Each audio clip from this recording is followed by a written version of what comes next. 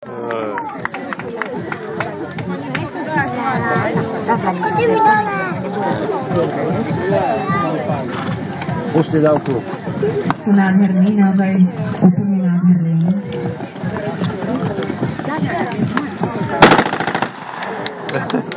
Skočí mi dole.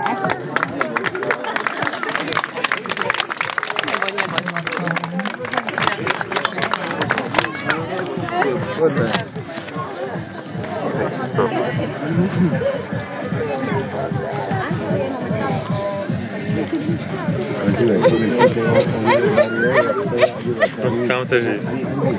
Odcinko bitwy.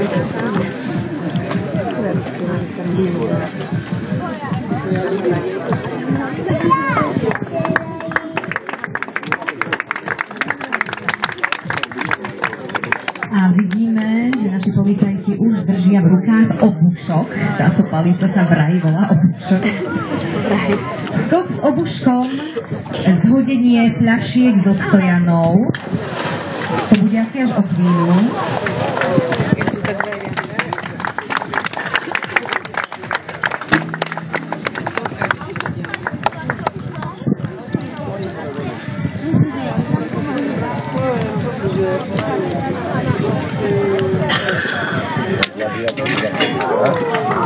Vôbec nevadí, stabilná prekážka. Tento cvik imituje obranný zákrok jazdca na služobnom koni s donúcovacím prostriedkom, v tomto prípade s vymedzovacou tyčou.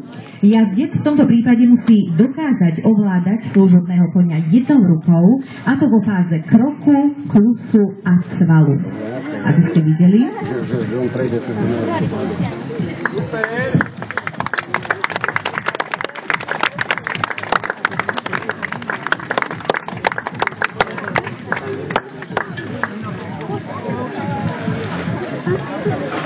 Máš len masku.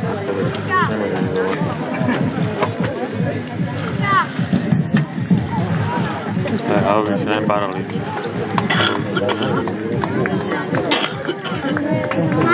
A my sa už chystáme, oni sa chystajú na ďalšiu súťaž, ďalšiu ukážku teda. A budú to súdy, ako vidíte.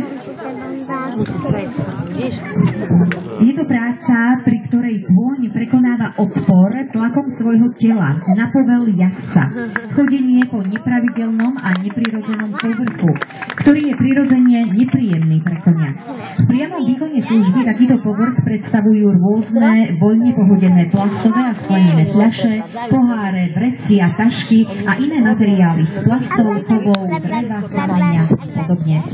Plastové barely postavené do výšky predstavujú neprehľadnú prekážku, kde služobný kôň aj napriek tomu, že nevidí na druhú stranu za stenu, uposlúchne povel svojho jazdca a na základe dlhoročného vybudovania vzájomnej dôvery túto prekážku prekoná zvalením súdov.